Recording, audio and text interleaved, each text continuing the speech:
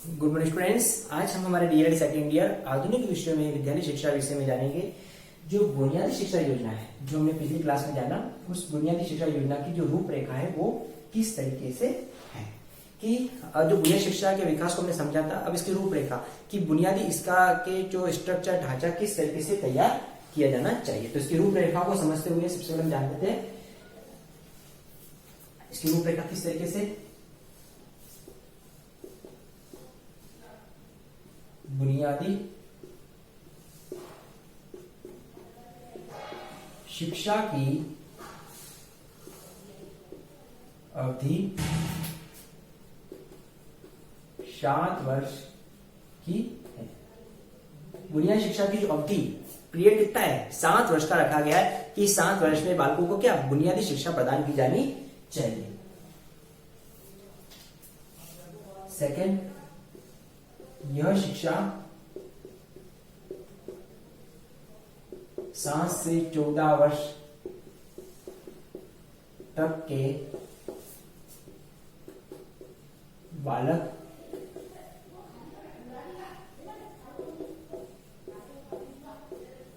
बालिकाओं को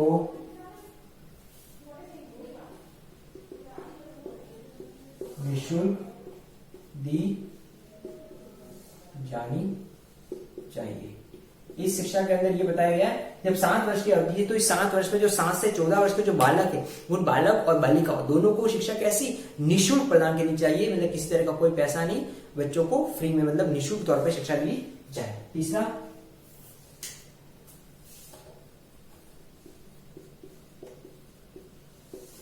पाठ्यक्रम का माध्यम मातृभाषा हो। और चौथा साथ में लिख लेते, पाठ्यक्रम में अंग्रेजी का स्थान नहीं। पाठ्यक्रम का माध्यम मातृभाषा होना चाहिए, ठीक है, मदर टंग। क्योंकि बच्चा जब मातृभाषा में पढ़ता है, सीखता है, तो बच्चों को जो शिक्षा देना चाहते हैं वो शिक्षा जल्दी से और सही रूप से पूर्ण होती है। इसलिए पहली बात मातृभाषा होना चाहिए। दूसरा, अब आजादी के बाद शिक्षा व्यवस्था बदलाव लाना था, तो बुनियादी शिक्षा में एक बात ये रही गई कि इसमें अंग्रेजी का स्थान नहीं होना चाहिए कि जिस अंग्रेजी से शिक्षा व्यवस्था से जो हमारी संस्कृति विमुख हो रहे थे, अब शिक्षा को होना ही नहीं चाहिए। इसलिए मातृभाषा में ऐसे पाठ्यक्रम में अंग्रेजी शिक्षा का कोई स्थान, इसको जगह दी जानी नहीं चाहिए।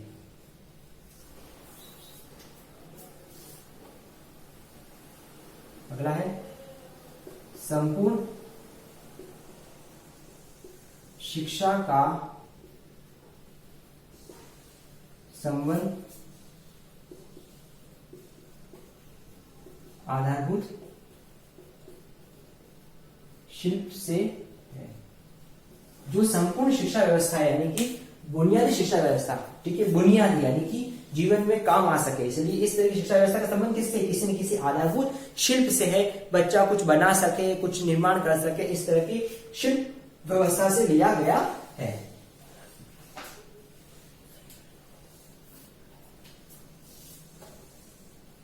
अगला है शिल्प को बालक की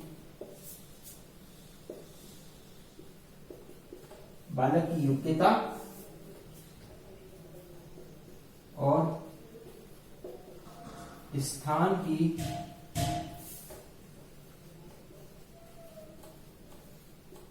आवश्यकता को ध्यान में रखकर चुना जाता है। जिस शिल्प की बात की जा रही है वो शिल्प कैसा होना चाहिए, शिल्प होना चाहिए बालक की योग्यता और बालक की आवश्यकताओं को ध्यान रखकर किया जाना चाहिए। यानी कि बालक जिस योग्यता बच्चा बना सके वो शिल्प, और जो स्थान है यानी कि जो परिस्थिति, जो परिवेश है, उस परिवेश को ध्यान रखकर ही बनाया जाना चाहिए। क्योंकि हमारा देश विभिन्नता वाला देश है, तो जहां लोगों का जिस तरह से जिनका वातावरण है उस वातावरण के अकॉर्डिंग शिल्प का निर्माण किया जाएगा। ठीक है, इसके साथ अभी कुछ रूपरेखा हम समझ लेते हैं।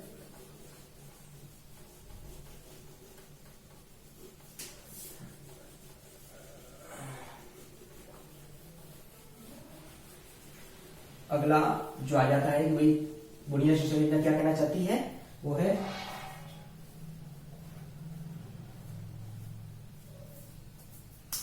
अगला है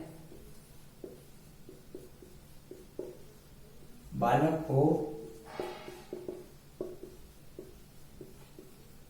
स्वावलंबी बनाना। बालक को स्वावलंबी बनाना। चुने हुए शिल्प यानी बच्चा जिस शिल्प का निर्माण करता है उस शिल्प के निर्माण से बच्चों को उसके प्रति निपुण बनाना और बच्चों को स्वावलंबी बनाने के लिए तैयार किया जाता है, यानी कि चुने हुए शिल्प से बच्चा स्वावलंबी बन सके। ठीक है,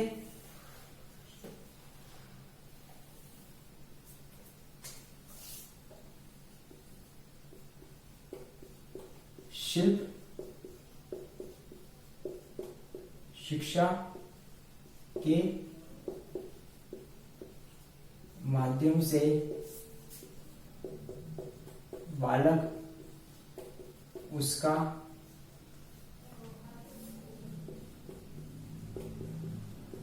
सामाजिक और वैज्ञानिक महत्व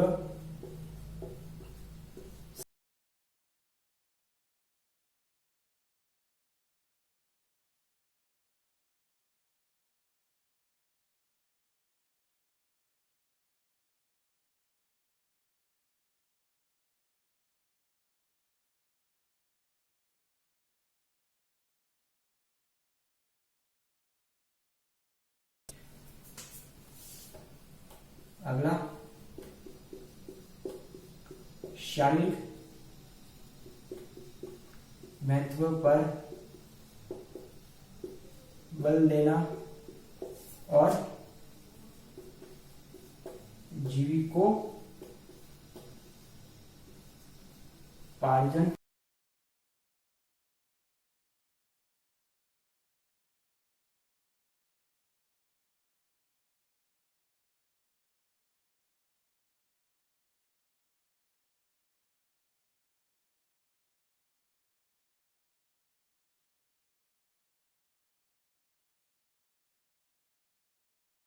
जीवन में कोई ना कोई व्यवसाय कर सके, इस बात पर तैयार ध्यान दिया जाता है कि बच्चा जीवन में उससे कुछ अपना प्रॉफिट और लाभ कमा सके, यानी पढ़ा लिखाई उसके जीवन में उसकी कहीं ना कहीं काम आ सके। क्योंकि बुनियादी शिक्षा का मतलब ये था कि बच्चा जो पढ़ रहा है, जो जान रहा है, उसके जीवन में उसको मदद कर सके। ठीक है, अगला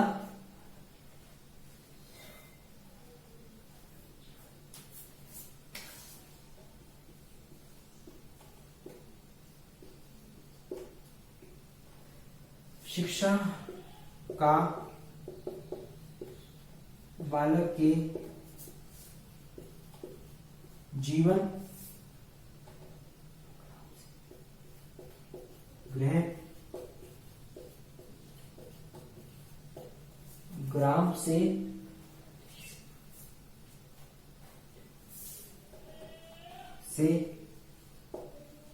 और उसके ग्राम के उद्योगों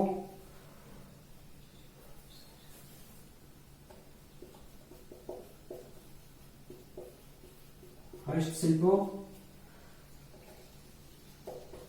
और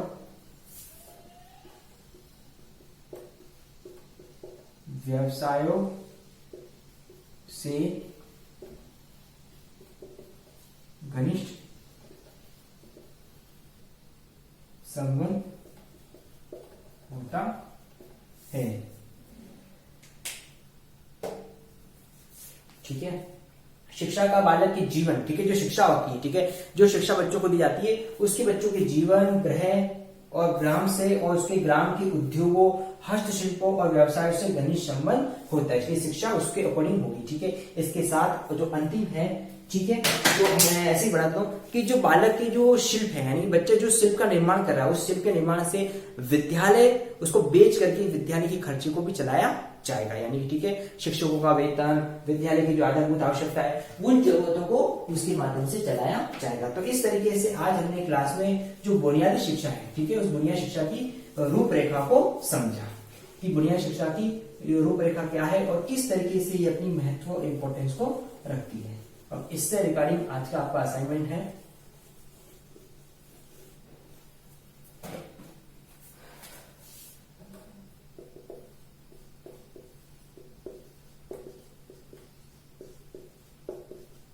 बुनियादी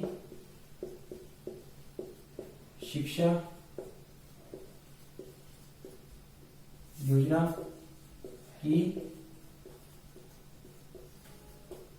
रूपरेखा को बताइए। तो आज हमने क्लास में जो बुनियादी शिक्षा योजना की रूपरेखा समझी, उसी के बारे में आपको अपना असाइनमेंट करना है। स्टूडेंट्स, कोविड साल में सिचुएशन को समझते हुए घर पर रहना, सुरक्षित रहना है, हमको घरों से बाहर नहीं निकलना है। इसके साथ अपने परिवार, समाज, राष्ट्र के प्रति में योगदान देना है ताकि इस बीमारी को जल्दी से हमसे दूर बचाया भगाया जा सके। Thank you.